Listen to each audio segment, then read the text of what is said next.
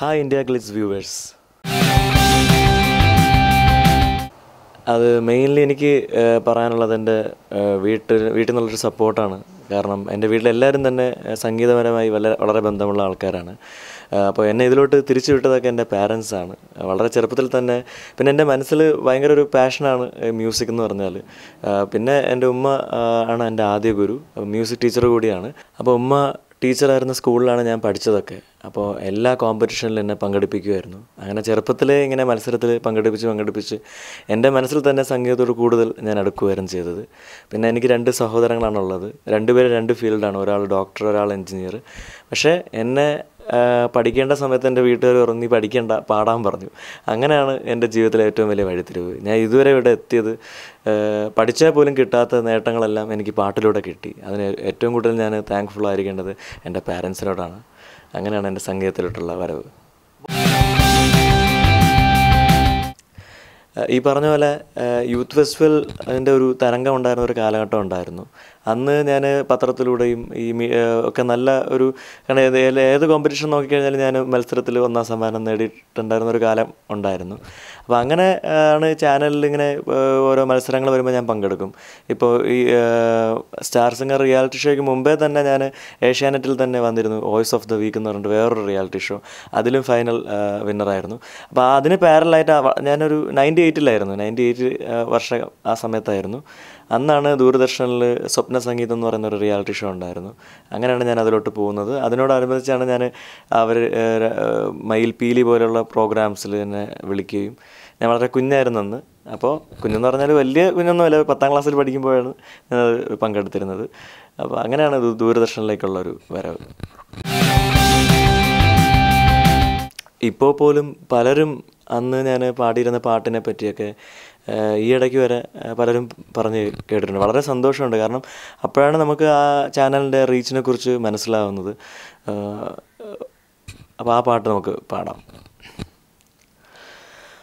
ഒരു ശാരിക വീണ്ടും പാടുന്നു, നറുമാധുരി വീണ്ടും തൂകുന്നു, ഉഷസിൻ കൈയിലെ കുങ്കുമമോരോ, ഉഷസിൻ കൈയിലെ കുങ്കുമമോരോ മലരും വാരി ചൂടുമ്പോൾ ഒരു ശാരിക വീണ്ടും പാടുന്നു.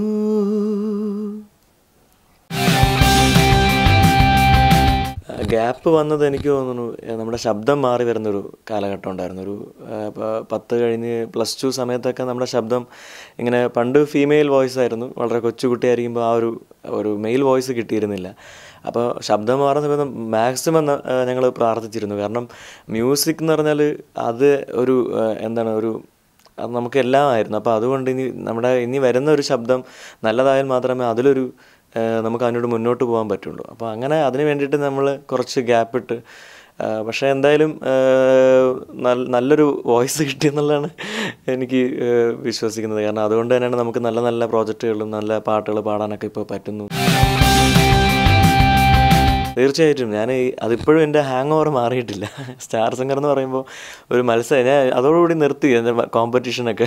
കാരണം 2nd സ്റ്റാൻഡേർഡോട്ട് തുടങ്ങിയതാണ് കോമ്പറ്റീഷൻ. പല പല പല പല മുറിവുകൾ നമ്മൾ സ്വയം അനുഭവിച്ചാണ് നമ്മൾ ഇതുവരെ എത്തിച്ചേർന്നത്. പല ദുഃഖകരമായ അനുഭവങ്ങളുണ്ട്, അതുപോലെ സന്തോഷമായിട്ടുള്ള പല അനുഭവങ്ങളുണ്ട്. ഇപ്പോൾ പത്രത്തിൽ ഒരു കോമ്പറ്റീഷൻ എനിക്ക് സമ്മാനം ഉണ്ടെന്ന് അറിഞ്ഞിട്ടും, ഫസ്റ്റ് പ്രൈസ് ഉണ്ടെന്ന് അറിഞ്ഞ് വളരെ സന്തോഷത്തോടെ നമ്മൾ സമ്മാനം വാങ്ങിക്കാൻ പോകുന്ന സമയത്ത് വേറൊരു കുട്ടി സമ്മാനം വാങ്ങിക്കുന്ന ഒരവസ്ഥ കാണേണ്ടി വന്ന ഒരവസ്ഥയുണ്ട്. അപ്പം അങ്ങനെ ഞാൻ പറഞ്ഞത്, കോമ്പറ്റീഷൻ എന്ന് പറയുമ്പോൾ അത്രയ്ക്കും നമുക്ക് മാനസികമായി പല വേദനകളുണ്ടാകുന്ന ഒരു സംഭവമാണ്. പക്ഷെ നമ്മളതെല്ലാം ഓവർകം ചെയ്ത് വരുമ്പോഴാണ് നമുക്ക് കൂടുതൽ നേട്ടങ്ങൾ ഉണ്ടാകുന്നത്. അപ്പോൾ അതുപോലെ സ്റ്റാർ സിംഗറിൽ ഡെഫിനറ്റ്ലി ഞാൻ സ്ട്രഗിൾ ചെയ്തിരുന്നു. നമ്മൾ 1 വർഷം അത് വലിയൊരു കോമ്പറ്റീഷൻ തന്നെയായിരുന്നു. അപ്പോൾ അത് വളരെ ഇപ്പോഴും ഓർക്കുമ്പോൾ ഒരു ടെൻഷൻ മനസ്സിലുണ്ടാകാറുണ്ട്. പിന്നെ ഏറ്റവും കൂടുതൽ ഒരു ബെനിഫിറ്റ് എന്ന് പറഞ്ഞാൽ, നമുക്ക് നമ്മുടെ പാട്ട് ഇത്രയും ഒരു മാസ് ഓഡിയൻസിലേക്ക് വളരെ പെട്ടെന്ന് 1 വർഷം കൊണ്ട് ഒരു 15 റൗണ്ടുകളിലൂടെ നമ്മുടെ പാട്ട് നമ്മുടെ ആഗ്രഹം പോലെ ആ ഒരു പ്രശസ്തി നേടാൻ നമുക്ക് ആ ഒരു മീഡിയ വഴി കഴിഞ്ഞു. അതിനെപ്പോഴും നമ്മൾ കടപ്പെട്ടിരിക്കും. സന്തോഷവും ദുഃഖവും നിറഞ്ഞൊരു ജീവിതമാണ് ഒരു കലാകാരൻ്റേത്. അപ്പോൾ അത് പ്രത്യേകിച്ച് പറഞ്ഞ ഒരു സംഭവത്തിൽ പല പല സംഭവങ്ങൾ നമ്മുടെ മനസ്സിൽ നമുക്ക് അനുഭവിക്കേണ്ടി വന്നിട്ടുണ്ട്. ഇപ്പോൾ ദുഃഖകരമായ സംഭവം ഞാൻ നേരത്തെ ഒരെണ്ണം പറഞ്ഞു, സമ്മാനം കിട്ടിയിട്ടും വേറൊരു കുട്ടി വാങ്ങിക്കുന്നൊരവസ്ഥ. പിന്നെ അതുപോലെ തന്നെ നമ്മൾ ഇപ്പോൾ തന്നെ നമുക്ക് സിനിമയിൽ പല പാട്ടുകൾ പാടിയാലും അത് മാറിപ്പോവാറുണ്ട്. അപ്പോൾ അതൊക്കെ നല്ല വേദനയാണ്. ഒരു പാട്ട് നമ്മൾ അത്രയും സ്ട്രഗിൾ ചെയ്ത് പാടുന്ന ഒരു സംഭവമാണ്. അപ്പോൾ ആരെങ്കിലും ഒരാൾ ഒരു സജഷൻ എന്തെങ്കിലും ഒരു അഭിപ്രായം പറഞ്ഞു കഴിഞ്ഞാൽ ആ പാട്ട് നമ്മുടെ കയ്യിൽ നിന്ന് മാറിപ്പോവും. അപ്പോൾ അതൊക്കെ നല്ല വേദനയുള്ളൊരു സംഭവം തന്നെയാണ്. പിന്നെ സന്തോഷമുള്ള കാര്യം എന്ന് പറഞ്ഞാൽ, ഇപ്പോൾ ഞാൻ ആ മത്സരത്തിൽ പങ്കെടുക്കുന്ന സമയത്ത് എനിക്ക് ഗസൽ ഒരു റൗണ്ട് ഉണ്ടായിരുന്നു. അതിൽ എനിക്ക് ഗുലാം അലി സാബൊക്കെ ഓട്ടോഗ്രാഫൊക്കെ എനിക്ക് തന്നിരുന്നു. അദ്ദേഹത്തിൻ്റെ ഒരു ഓട്ടോഗ്രാഫ് എനിക്ക് കിട്ടി ദീദി വഴി. പിന്നെ അതിലെല്ലാവരും ആ ഒരു സമയത്ത് എനിക്ക് കിട്ടിയൊരു റെസ്പോൺസ്, അതൊക്കെ എൻ്റെ മനസ്സിൽ ഇപ്പോഴും ഒരു അൺഫർഗറ്റബിൾ മൊമെൻ്റായിട്ട് ഞാൻ കരുതുന്നു. അതുപോലെ വിന്നറായ സമയത്ത് എൻ്റെ നാട്ടിൽ തിരുമലയിലാണ് ഞാൻ ജനിച്ചത്, തിരുമല വലിയ വിള. അപ്പോൾ തിരുമലയിലുള്ള എല്ലാ ആൾക്കാരും ചേർന്ന് എനിക്കൊരു സ്വീകരണം തന്നു, പൗരസ്വീകരണം. അതെനിക്കൊരിക്കലും മറക്കാൻ പറ്റില്ല. അത്രയും ഒരു രീതിയിൽ, കാരണം ഞാനിതുവരെ അങ്ങനെ ഒരു സ്വീകരണം ആർക്കും കൊടുത്ത് കണ്ടിട്ടില്ല. ഇനിയും ഉണ്ടാവുമെന്ന് എനിക്കറിയില്ല. പക്ഷെ അത്രയ്ക്കും എല്ലാ പാർട്ടികളും എല്ലാ ആൾക്കാരും ഒത്തൊരുമയോടുകൂടി ഒരുമിച്ച് നിന്ന് എനിക്ക് തന്നൊരു സ്വീകരണം, അതെന്നും എനിക്ക് സന്തോഷത്തിൻ്റെ ഒരു ഓർമ്മയിൽ നിൽക്കുന്നൊരു സംഭവമാണ്. മിഷൻ 90 Days ആണ് ഞാൻ ആദ്യമായി പാടിയ ഫിലിം. മേജർ രവി സാറാണ് അതിൻ്റെ സംവിധാനം. അദ്ദേഹത്തിനോടാണ് എൻ്റെ താങ്ക്സ്. കാരണം അന്നത്തെ കാലം 2007 ഞാൻ റിയാലിറ്റി ഷോ വരുന്നതിന് മുമ്പേ പാടിയൊരു പാട്ടാണ്. പക്ഷേ ആ റിയാലിറ്റി ഷോ പങ്കെടുക്കുന്ന സമയത്താണ് ഈ പടം റിലീസ് ചെയ്തത്. അതിന് ശേഷമാണിത് വന്നത്. കാരണം എനിക്ക് അതിന് മുന്നേ ഒരു മുൻവിധിയും കൊടുക്കാൻ പറ്റും. കാരണം എൻ്റെ പാട്ട് വരുമെന്ന് ഒരു ഐഡിയ ഉണ്ടായിരുന്നില്ല. അതിൻ്റെ ജെയ്സൺ ജെ നായർ ചേട്ടനാണ് അതിൻ്റെ സംഗീതം നിർവഹിച്ചിരിക്കുന്നത്. അപ്പോൾ എന്നെ വിളിച്ച് പാടിക്കുന്ന സമയത്തും എൻ്റെ അടുത്ത് പറഞ്ഞു, പലരും പാടിയ പാട്ടാണ്, അപ്പോൾ നിൻ്റെ പാട്ട് വരുമെന്ന് എനിക്കറിയില്ല, അപ്പോൾ ഒരു മുൻവിധിയും കൊടുക്കാൻ പാടില്ല, എൻ്റെ വോയിസ് ഒന്ന് ചെക്ക് ചെയ്യാം, വോയിസ് ടെസ്റ്റ് ചെയ്യാമെന്ന് പറഞ്ഞിട്ടാണ് ജേസൺ ചേട്ടൻ എന്നെ വിളിക്കുന്നത്. അപ്പോൾ അതിന് ജേസൺ ചേട്ടൻ എനിക്ക് വളരെ നന്ദിയുണ്ട്. ചേട്ടൻ വിളിച്ചില്ലെങ്കിൽ എനിക്ക് ഒരിക്കലും അതിൽ പാടാൻ പറ്റില്ല. അങ്ങനെയാണ് ഞാൻ അതിൽ പാടുന്നതും. പിന്നെ അദ്ദേഹം ആ പാട്ട് കേൾക്കുന്നു. പിന്നെ ഞാൻ ഇതൊക്കെ അറിയുന്നത് ആ പാട്ട് എൻ്റേതായി എന്ന് തീരുന്നത്, ആ പാട്ട് എൻ്റേതായി എന്ന് ഞാൻ വിശ്വസിച്ചത് ആ സിനിമ ഫസ്റ്റ് ഷോ കണ്ടപ്പോഴാണ്. അതുവരെ എനിക്കൊരു ഐഡിയ ഉണ്ടായിരുന്നില്ല എൻ്റെ പാട്ടാണ് വരുന്നതെന്നുള്ള. അന്ന് രാവിലെ വരെ, സിനിമ ഇറങ്ങുന്ന രാവിലെ വരെ ഞാൻ ജേസൺ ചേട്ടനെ വിളിച്ച് ചോദിച്ചു, ചേട്ടാ എൻ്റെ പാട്ട് വരുമെന്ന്. അപ്പോൾ ചേട്ടൻ പറഞ്ഞു, ഒരു ഐഡിയ ഇല്ല, എനിക്ക് ഒരു ഐഡിയ ഇല്ല, നീ പോയി സിനിമ കാണാം, അപ്പം നമുക്ക് വിശ്വസിക്കാം ആരുടെ വോയിസ് വരും എന്നുള്ളത്. അന്ന് ഞാൻ ഫസ്റ്റ് ഷോ കണ്ട ഒരു ദിവസം എനിക്ക് ഒരിക്കലും ഈ പറഞ്ഞ പോലെ എൻ്റെ സന്തോഷത്തിൻ്റെ വേറൊരു മുഹൂർത്തമാണ്. ആദ്യത്തെ ദിവസം, കാരണം നമ്മൾ വളരെ ആഗ്രഹിച്ചിരുന്ന നമ്മുടെ തിയേറ്ററിൽ എൻ്റെ ശബ്ദം കേൾക്കുക എന്ന് പറഞ്ഞ ആ ഒരു നിമിഷം ഒരിക്കലും മറക്കാൻ പറ്റാത്തൊരു സംഭവം തന്നെയാണ്. അത് നമ്മൾ നേരിട്ട് തിയേറ്ററിലൂടെ പേരെഴുതി കാണിച്ചപ്പോൾ അത് വിശ്വാസമായി മാറി. പിന്നെ ഈ പറഞ്ഞ പോലെ അതിനുശേഷം പിന്നെ മേജർ രവി സാറിനൊരു സ്പെഷ്യൽ താങ്ക്സ് ഉണ്ട്. കാരണം അന്നത്തെ കാലത്ത് ഇതുപോലൊരു ന്യൂ കമറിനൊരു അവസരം കൊടുക്കുക, അത് ഇത്രയും വലിയൊരു ബിഗ് പ്രോജക്റ്റിൽ മമ്മൂക്കയൊക്കെ അഭിനയിക്കുന്ന ഒരു പടത്തിൽ നമ്മളെ ഉൾക്കൊള്ളിക്കുക എന്ന് പറഞ്ഞാൽ അതൊരു വലിയൊരു ചലഞ്ച് തന്നെയാണ്. അതിന് അദ്ദേഹം ഏറ്റെടുത്ത ഒരു മനസ്സിന് ഞാൻ എൻ്റെ ഹൃദയം നിറഞ്ഞ നന്ദി ഞാൻ ഈ അവസരത്തിൽ പറയുകയാണ്. പിന്നെ അതിനുശേഷം കുറച്ച് പടങ്ങൾ, പിന്നെ കുരുക്ഷേത്രയിൽ അദ്ദേഹം പാടിച്ചു.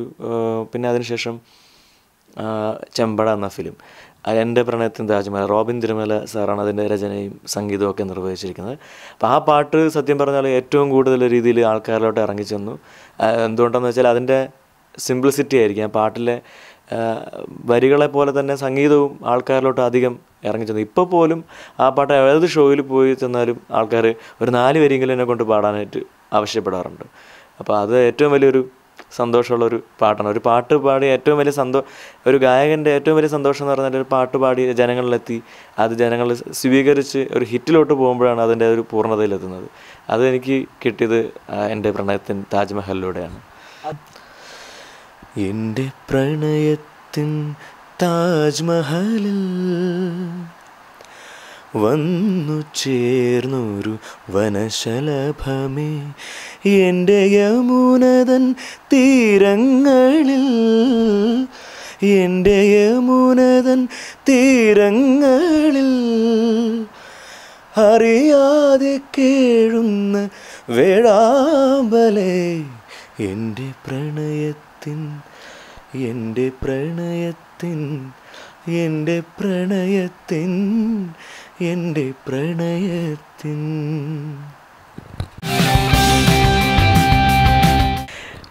അഫ്സലൊക്കെ പറ്റി പറയുകയാണെങ്കിൽ ഞങ്ങൾ ഇന്നലെ തുടങ്ങിയൊരു സുഹൃത്ത് ബന്ധമല്ല. നമ്മൾ ആ സ്റ്റാർ സിംഗർ അതിനു മുമ്പേ തന്നെ പല വർക്കുകൾ ഞാൻ പാടിയ പല ആൽബം അദ്ദേഹം പ്രോഗ്രാമിങ് ചെയ്തിട്ടുണ്ട്. അങ്ങനെ ഒരു ബന്ധമാണ്. പിന്നെ കറുത്ത പക്ഷികൾ എന്ന് പറയുന്നൊരു സിനിമ കമൽ സാറ് ഡയറക്റ്റ് ചെയ്തൊരു പടത്തിൻ്റെ RR ചെയ്തുകൊണ്ടിരിക്കുന്ന സമയത്താണ് അദ്ദേഹം എന്നെ ആദ്യമായിട്ട് വിളിക്കുന്നത്. ജസ്റ്റ് അപ്പോൾ അങ്ങനെയാണ് ഞാൻ ആദ്യം പോയി കാണുന്നത്. അവിടെ അദ്ദേഹം എന്നെ കൊണ്ട് കുറേ ഹമ്മിങ്ങൊക്കെ ആലാപൊക്കെ പാടിപ്പിച്ചു. അപ്പോൾ അങ്ങനെ എന്നെ ഭയങ്കര ഇഷ്ടമായി, എൻ്റെ വോയിസ് ഭയങ്കര ഇഷ്ടമായി. അങ്ങനെയാണ് അന്ന് തൊട്ട് തുടങ്ങിയതാണ് ഈ ബന്ധം. അതിനുശേഷമാണ് ഞാൻ റിയാലിറ്റി ഷോയിലൊക്കെ വരുന്നതും. പിന്നെ എല്ലാ റൗണ്ടിലും അദ്ദേഹം വിളിക്കാറുണ്ട്, പാട്ട് കേട്ടിട്ട് അഭിപ്രായങ്ങൾ പറയാറുണ്ട്. ചില പാട്ടുകൾ ഇപ്പോൾ ഇളയരാജ റൗണ്ടിലൊക്കെ അദ്ദേഹമാണ് പാട്ട് സെലക്ട് ചെയ്ത് തന്നത്, ഇന്ന പാട്ട് പാടിക്കും എന്നൊക്കെ പറഞ്ഞിട്ട്. അപ്പോൾ അന്ന് തൊട്ടുള്ളൊരു ബന്ധമാണ്. പിന്നെ സിനിമയിൽ എന്ന് പറഞ്ഞാൽ പാതിരാമണൽ എന്ന് പറയുന്ന സിനിമയിലാണ് അദ്ദേഹം എന്നെ ആദ്യമായിട്ട് വിളിക്കുന്നത്. അന്ന് തൊട്ടാണ് കൂടുതൽ ഞാനിപ്പോൾ എറണാകുളത്തോട്ട് ഞാൻ ചേക്കേറിയിട്ട് കുറച്ച് 3-4 വർഷമായിട്ടുള്ളൂ. അപ്പോൾ അദ്ദേഹം ഈ വീടിനടുത്താണ് താമസിക്കുന്നത്. അപ്പോൾ അങ്ങനെ ഒരു ബന്ധം. അദ്ദേഹം ഒരു വഴികാട്ടിയാണ്. കാരണം സിനിമയിൽ നമ്മൾ ഒരു കാലെടുത്ത് വയ്ക്കുമ്പോൾ അപ്പം ഞാനൊക്കെ പെട്ടെന്ന് പോകാൻ ആഗ്രഹിച്ച് വരുന്ന ഒരാളല്ല. മ്യൂസിക് ശരണം എന്ന് പറഞ്ഞ് വരുന്ന ഒരാളാണ്. അപ്പോൾ നമുക്ക് നിലനിൽപ്പിന് വേണ്ടിയിട്ടാണ് വരുന്നത്. അപ്പോൾ നമ്മളൊരു മെയിൻ പ്രൊഫഷനായിട്ട് എടുത്തു വന്ന ആ മ്യൂസിക്കിന് എങ്ങനെ പോകണം, എങ്ങനെ പോസിറ്റീവ് നെഗറ്റീവായിട്ടുള്ള ഒക്കെ കാര്യങ്ങൾ അദ്ദേഹം പറഞ്ഞ് മനസ്സിലാക്കി തരാറുണ്ട്. പല അവസരങ്ങളും അദ്ദേഹം വഴി കിട്ടിയതാണ്. അപ്പോൾ അതുകൊണ്ട് തന്നെ നമുക്ക് അങ്ങനെ ഒരു സ്നേഹബന്ധം ഉണ്ട് അദ്ദേഹമായിട്ട്. അങ്ങനൊരു ആഗ്രഹം എനിക്ക് തോന്നിയത് കീർത്തിചക്ര എന്ന സിനിമ കണ്ടപ്പോഴാണ്. മേജർ രവി സാറിൻ്റെ ആദ്യത്തെ സിനിമയാണ്. അപ്പോൾ ഞാൻ തിയേറ്ററിൽ പോയിരുന്ന് കാണുന്ന സമയത്ത് കാർത്തിക് പാടിയൊരു പാട്ട്, പൂഞ്ചോലെ കിളിയേ പൂമാല കിളിയേ, ഈ പാട്ട് ഞാൻ കേൾക്കുന്ന സമയത്ത് എനിക്ക് ഭയങ്കര ആഗ്രഹം തോന്നി മനസ്സിൽ. ഇതുപോലുള്ളൊക്കെ ഒരു പാട്ട് എനിക്ക് കിട്ടിയിരുന്നെങ്കിൽ നമുക്കും പാടാൻ പറ്റുമല്ലോ എന്നൊരു മനസ്സിലൊരു വലിയൊരു ആഗ്രഹം വന്നൊരു നിമിഷമായിരുന്നു. പിന്നെ അങ്ങനെ ഒരു പാട്ടില്ലെങ്കിൽ അങ്ങനെ ചെറിയൊരു ഹമ്മിങ്ങെങ്കിലും കിട്ടിയാൽ മതിയെന്ന് നന്നായിട്ടൊന്ന് പ്രാർത്ഥിച്ചിരുന്നു ആ സമയം. എന്തുകൊണ്ടോ എൻ്റെ പ്രാർത്ഥന ദൈവം കേട്ടു. മേജർ രവി സാർ അടുത്ത പടം, അത് കീർത്തിചക്ര അതിന് അടുത്ത പടം അദ്ദേഹം ചെയ്ത പടമാണ് മിഷൻ 90 ഡേയ്സ്. എന്തോ എൻ്റെ വിളി മുകളിലുള്ള ആളെ കേട്ട മാതിരി എനിക്ക് തോന്നി. അടുത്ത പടം അദ്ദേഹത്തിൽ എന്നെ വിളിച്ച് പാടിച്ചു. തീർച്ചയായിട്ടും വളരെ വലിയ വ്യത്യാസമാണ്. ഇപ്പോൾ സിനിമ നോക്കുവാണെങ്കിൽ തന്നെങ്കിലും വലിയ മാറ്റങ്ങളാണ് ഇപ്പോൾ മലയാള സിനിമയിൽ സംഭവിച്ചുകൊണ്ടിരിക്കുന്നത് എല്ലാ കാര്യങ്ങൾക്കും. അപ്പോൾ അതുപോലെ തന്നെ സംഗീതത്തിലും അതിൻ്റേതായ മാറ്റങ്ങളുണ്ട്. ടെക്നോളജി മൊത്തം മാറിക്കൊണ്ടിരിക്കുകയാണ്. പിന്നെ പഴയ സംഗീതം എന്ന് പറഞ്ഞാൽ ഇപ്പോൾ 80s പാട്ടുകൾ നോക്കുകയാണെങ്കിൽ പലതും നമ്മുടെ മനസ്സിൽ തങ്ങി നിൽക്കുന്ന ഇഷ്ടംപോലെ പാട്ടുകളുണ്ട്. അപ്പം ഞാൻ 80s എന്നൊക്കെ പറഞ്ഞാൽ ഞാൻ ജനിച്ചിട്ടില്ല. ഞാൻ 86, 85, 86 ഞാൻ ജനിച്ചത്. അപ്പം ഞാൻ വളർന്നു വന്ന കാലത്ത് ഞാൻ വളരെ ചെറുപ്പത്തിൽ കേട്ടിരുന്ന പാട്ടുകൾ എനിക്ക് വളരെ നൊസ്റ്റാൾജിക് ഫീൽ ആയിരിക്കും. അങ്ങനെ കുറേ പാട്ടുകളുണ്ട്. ഇപ്പോൾ പിന്നെ ധ്വനിയിലുള്ള ഒരു പാട്ട് അനുരാഗലോല ഗാത്രി, അങ്ങനെ കുറേ പാട്ടുകൾ നമ്മൾ എടുത്ത് നോക്കുകയാണെങ്കിൽ മനസ്സിലിപ്പോഴും നമ്മളെപ്പോഴും പാടാൻ ആഗ്രഹിക്കുന്ന പാട്ടുകളാണ്. പിന്നെ ഇപ്പോൾ റീസെൻ്റിലായിട്ട് ഇപ്പോൾ എല്ലാ പാട്ടുകളും ഞാൻ ഒരുപോലെ തന്നെ കാണുള്ളൂ. ഇപ്പോൾ പഴയതും പുതിയതെന്നുള്ളൊരു തരംതിരിവ് ഒരിക്കലും കൊടുക്കുന്നില്ല. ഇപ്പോൾ വിദ്യാസാഗർ സാറ് ട്യൂൺ ചെയ്തിട്ടുള്ള എത്രയോ നല്ല പാട്ടുകൾ ഇപ്പോഴും നമ്മുടെ മനസ്സിൽ കേട്ട് കഴിഞ്ഞാൽ നമുക്ക് ഇഷ്ടം തോന്നാറുണ്ട്. എവർഗ്രീൻ ആയിട്ട് തന്നെ എപ്പോഴും നിൽക്കാറുണ്ട്. പഴയ ഗാനങ്ങൾ പുതിയ ഗാനങ്ങൾ അങ്ങനെ ഒരു ഇതില്ല. നല്ല ഗാനങ്ങളെന്നും നിലനിൽക്കും, നല്ല സംഗീതം എന്നും നിലനിൽക്കും. പഴയകാല പിന്നെ ബാബുരാജ മാഷിൻ്റെ പാട്ടുകളാണ് എനിക്ക് ഏറ്റവും കൂടുതൽ ഇഷ്ടമായിട്ട് തോന്നിയിട്ടുള്ളത്. അതിപ്പോൾ അദ്ദേഹത്തിൻ്റെ ഇഷ്ടം പോലെ ഒരു ഹിന്ദുസ്ഥാനി ടച്ചിലാണ് അദ്ദേഹത്തിൻ്റെ പാട്ടുകളെല്ലാം തന്നെ നമ്മൾ നോക്കുവാണെങ്കിൽ. അദ്ദേഹത്തിൻ്റെ ഗാനങ്ങൾ ഈ പറഞ്ഞ പോലെ 80s 90s ഇഷ്ടംപോലെ നല്ല ഗാനങ്ങൾ സമ്മാനിച്ചിട്ടുണ്ട് മലയാളികൾക്ക്. പാടാൻ ഇത്തിരി ടഫ് തന്നെയാണ്. അതിനാണ് നമുക്ക് ദാസേട്ടനെ നമ്മൾ നമിച്ചു പോകുന്നത്. ഇത്രയൊരു പാട്ടുകൾ ഒറ്റയടിക്ക് ഒരൊറ്റ സ്ട്രെച്ചിൽ പാടുക എന്ന് പറഞ്ഞാൽ വളരെ ബുദ്ധിമുട്ടുള്ള കാര്യമാണ്.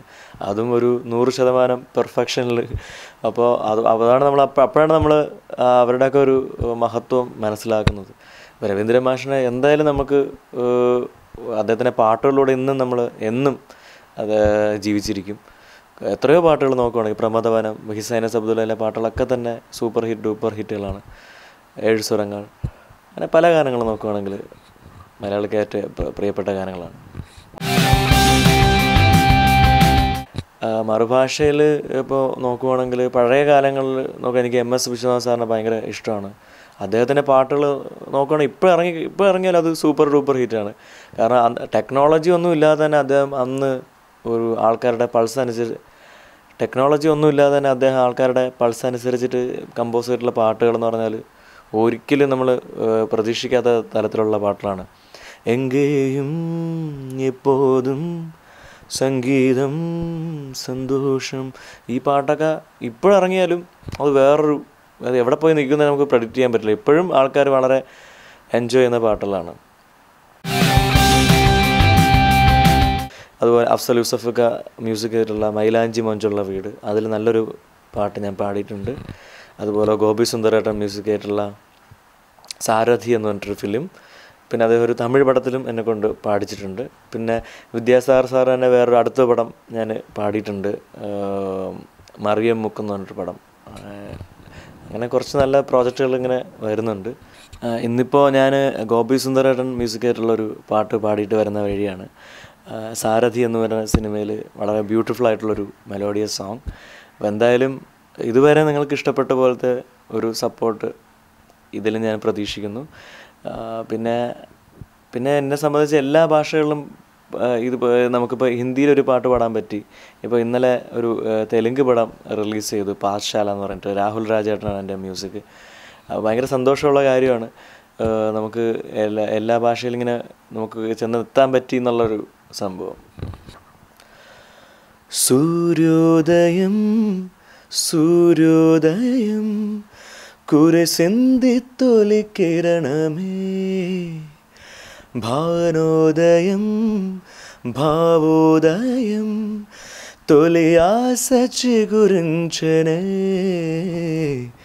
కమ్మని కాఫీ కల సూఫీ సంగీతం, జుమ్మనే జుంబెదల జుంజుమ్మారుదం, సుప్రభాతం సుప్రభాతం పలుకుతోంది సరికొత్త రోజే, సుప్రభాతం స్వప్నపాతం ఈ వేళలో ఇదన్నేళ సంగీతము.